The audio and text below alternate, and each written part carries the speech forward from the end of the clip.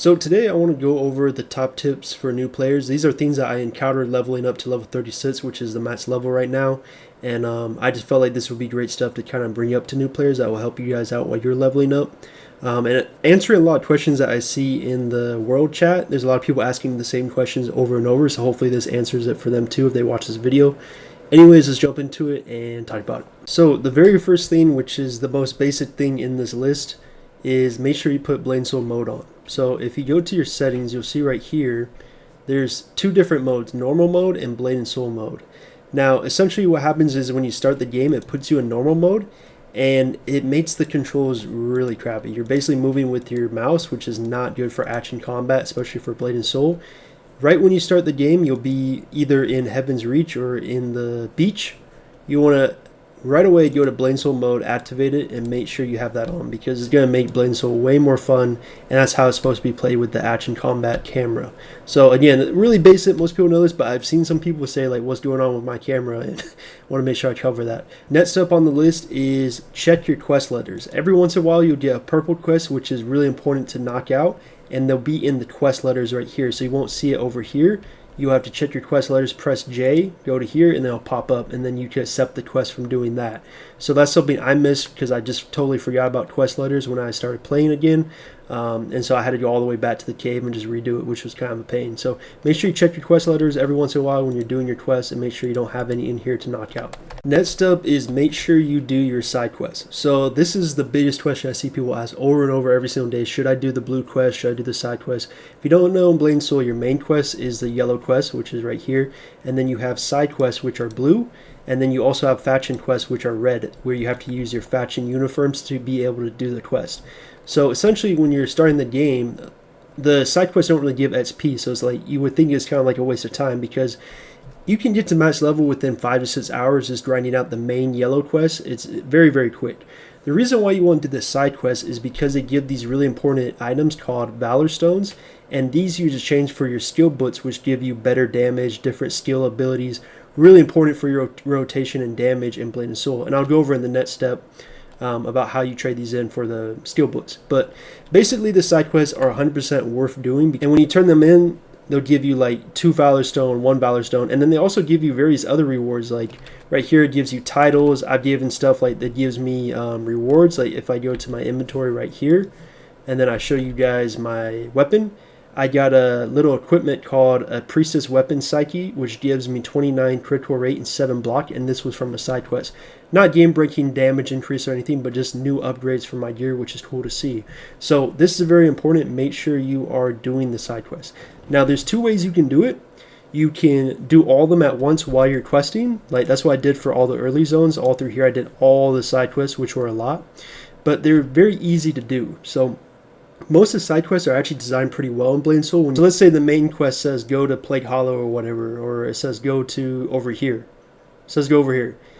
The side quest will usually send you in that direction. It'll say like kill 3 mobs over here. So you're already heading over there. You might as well already just do the side quest. Like they're designed very well, so it's not like you're going like way far out of the way. Like you're heading that way for the main quest, so the side quests are just like you're on the way, you might as well just knock them out. And that's usually how the side quests are designed, which are designed pretty well, and they're also very easy. It's literally like kill 2 mobs, talk to 1 person, turn it in. They're very quick and simple, so it's really no reason not to do the side quests.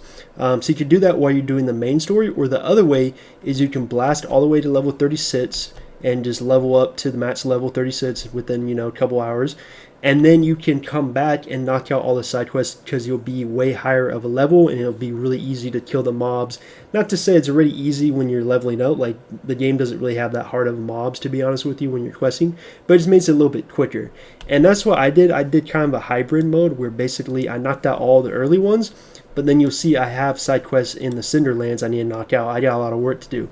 Mainly because I got a little tired of the side quests. I was around like level 25, 26. I was like, you know what? I just want to get max level. Let me knock that out. I nerded all the side quests, and now I'm going back and I'm starting to work on these to get my Valor Stones. So essentially, those are the 2 different ways you can do it. It really is no right or wrong way. Just make sure you knock them out eventually, either at level 36 when you get to max level, or just do them on the way. Whatever way you want to do it, or like the hybrid mode that I kind of did. Now, I talked about the Valor Stones. Let's talk about what you do with them. So to this merchant right here called the Nameless Agent. And you'll see right here he has Valor stones. So you can trade 20 Valor stones for different skill book upgrades. And these upgrades give different abilities or damage increase to your skills, which is really important. A really great example I can show right here is if I scroll down. This is one I used with my skill book. Originally it was called Cyclone Sweep, which really wasn't that good. With the skill book I changed it to Shadow Drain, which allows me to put me back into stealth if the enemy is poisoned, which gives me more DPS because most of my DPS is in stealth as an assassin. So this was just a nice little upgrade right here. So basically what you would do is whatever upgrade skill you want to use, you would talk to him and buy it, and then you could choose whatever one you want. So for me, I want to upgrade my poison breath. So I would go and find it, and I would go right here. I want the poison breath. I would redeem it, open it up, and then I want poison breath. I don't want venom breath. Let me double check because I don't want to make a mistake here while I make the video. Yeah, I don't want venom breath. I definitely want poison breath. So I would click it, and you get to choose which one. It's not like RNG or anything, which is cool. And then I would redeem it, and then that's it. And then different pieces of gear allows you to equip it. So if your item allows you to put a skill book assigned to it, like one of your accessories, it will say, if you look right here, it says skill slot. That means I can put one of these skill books attached to the accessory, and that's how you get the different skills. So you have to attach it. And certain ones, like some higher tier accessories, give you like 2 slots, which is really strong. Some only give you 1, and then the weaker tier stuff only gives you 0. You can't equip anything to it, so these are not good to have. And so essentially what you do right here is click right here, and now you'll see right here when I click the skill book, it wants me to give it to my Priestess Love. I'm not going to do that because I already have Shadow Dash skill book on here. So I'm going to grab my necklace right here, throw it on there, give the skill book, and then just transfer it. And you see it's going to get rid of my skill slot and then put the poison breath on it. So there you go right there. And then all I have to do is equip it, and now I have the poison breath upgrade, which gives me a little bit of a damage increase, I believe. So yeah, just a little bit of a damage increase. Essentially, that's how it works with the skill books, but you can see like later on in the tiers, when you get better skill books, your changes get really strong for your skills, and that will upgrade more into like level 45 patch and stuff like that. Level 36, there's not like a ton of really great skill books, to be honest with you. But that's just something to look forward to, and essentially why you do the Valor Stone side quest, because that's how you get your skill books. You can get the Valor Stones from salvaging like equipment, and then also from dungeons, but the best way to do it is just knock out those easy side quests. I can't recommend that enough. Last thing I want to mention about the skill book upgrades for your accessories is make sure that you are making the right choice. Like, don't just put it on the wrong accessories, because when you do, it does cost a fee to extract it. You can remove it from it, so it's not the end of the world if you pick the wrong accessory or wrong skill book. But if you go right here and manage equipment, there's a skill transfer, and then skill extract. It does cost you some Valor Stones, 10. No copper, no gold, no silver, which is cool, and then some refined skill book fragments, which you get from salvaging skill books. So you see right here, if I just go like this, it's going to give me more of those. See, I got more right here. But so essentially you can remove these skill books from your accessories, but it does cost a fee. So you really don't want to do it, a lot. You want to make sure you put on the right accessories when you do it. Really the last thing to talk about, and there's probably more tips, but these are just the main ones coming to my mind. I feel like I already talked a lot. The skill book one's like the main one I feel like a lot of people were confused with, and I was personally really confused with. I had to read the website a bunch and trial and error figuring it out. Because that's like the new thing to Blade and Soul Neo. Blade and Soul Original didn't really have that type of system. Not exactly the same way, at least.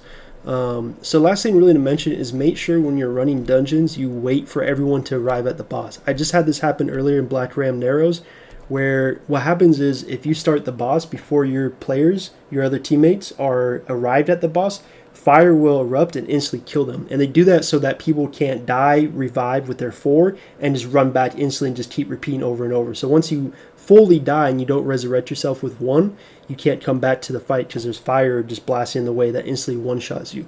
So had this happen, I try to warn them like midway, literally while I'm typing, I'm like, wait, don't start the boss. People are running on the bridge. Boom, fire erupts because they start the boss and instantly kills them. So this is the main thing, and it is kind of like either a rookie mistake or you just don't care about your teammates and you're rushing the fight, which really isn't cool because it just ruins the fun for everyone.